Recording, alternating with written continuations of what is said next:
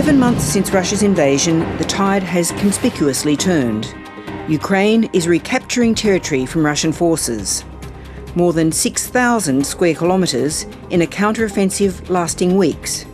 Our people had it in their destiny to stop those who are trying to subjugate our motherland and divide it. Now, Russian President Vladimir Putin has ordered a military mobilisation. It's being officially described as a partial one, which will draw in 300,000 reservists from across Russia in stages. Russia's calling up more soldiers to join the fight, and the Kremlin is organising a sham referenda to try to annex parts of Ukraine. In cities across Russia, demonstrators took to the streets to protest against the mobilisation. Journalists and human rights groups are reporting hundreds of arrests. Ambassador Julianne Smith is the United States Permanent Representative to NATO. She joined me a short time ago from Brussels. Ambassador Smith, thanks for your time. What's your assessment of what's driving President Putin? How vulnerable is he at home? And how real is his nuclear threat? I think that we're seeing some new developments coming out of the Kremlin because Russia is not able to achieve its objectives on the ground, on the battlefield. We've seen Russia struggle. It struggled to get to Kyiv. It failed to get to Kyiv. We've seen them struggle with logistics and morale, command and control. And we've seen a remarkable Ukrainian offensive, counteroffensive just in the last few days. Because of all of that, because of those struggles and challenges, we're now seeing the Russians take a new position and develop new policies, and that includes this partial mobilization of forces. We do not believe that they're doing this from a position of strength. They're doing it because they are failing in achieving their strategic objectives.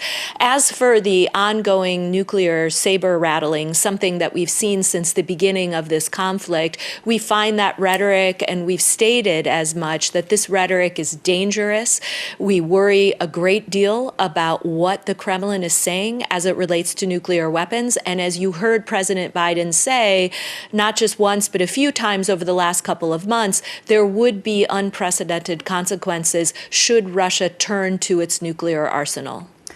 Well, given that nuclear saber rattling, as you say, there's been widespread criticism of President Putin's call for a partial mobilisation by Western powers.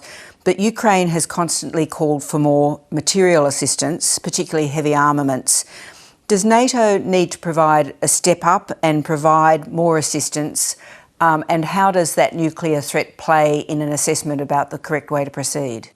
Well, first of all, let me say that it's been remarkable to watch NATO allies individually provide Ukraine with humanitarian, economic, and security assistance. And almost every member of the NATO alliance is now doing that. I would also note that it's not just NATO allies, it's countries like Australia. Australia has been an indispensable partner in standing up for Ukraine's territorial integrity and sovereignty. As it turns out, Australia is the largest non-NATO contributor of security assistance to the Ukrainian forces. And I think what we saw at the Madrid summit, where Australia was actually present this summer, which was remarkable and a big change for the NATO alliance to have Australia at the table, what we saw at that summit was all of the countries coming together, our partners in the Asia Pacific, but also the NATO allies coming together to stress their unity and their resolve and their determination to continue to support the Ukrainian forces for as long as it takes. So what I think you're going to see in the weeks and months ahead is continued support by NATO allies individually, not the NATO alliance, but individual NATO allies continuing that support. We hope Australia will continue its support as well. And I think we all remain confident that ultimately Ukraine will prevail. We hope that will be the case. There's obviously been all sorts of tensions within the NATO alliance in the last few years. To what extent has the tensions in Ukraine helped transform NATO and revitalise it? Well, it has been a remarkable moment for the NATO alliance. Obviously, the events in Ukraine are a horrible tragedy, and we're all watching with considerable alarm, watching events on the ground. But we have also taken pride in the work that we've done here at NATO, the way in which the alliance has come together, the way in which both NATO and the European Union and our partners like Australia have done three things. We've applied unprecedented pressure on Moscow. We've supported the Ukrainian forces and the people of Ukraine. And NATO proper has reinforced its eastern flank to make sure that any security concerns among our members in the East are being addressed. And so we will continue work in those three areas. And it really has been a remarkable moment to be here at NATO headquarters. Well, closer to home, we've had two developments of great interest in our region. President Putin met with Chinese President Xi at the Shanghai Cooperation Organisation meeting last week, and President Biden said on Sunday for the fourth time that the US had an obligation to defend Taiwan if it was attacked. Do we presume that the US and NATO are still committed to cooperating with Australia in the Indo-Pacific? And does the Xi-Putin meeting firm that resolve?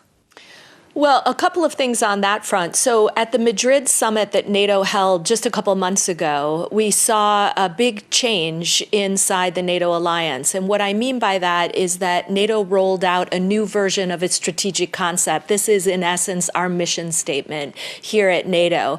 And for the first time, that strategic concept actually mentions China, and it also mentions the relationship between China and Russia, which we are also looking at with some concern.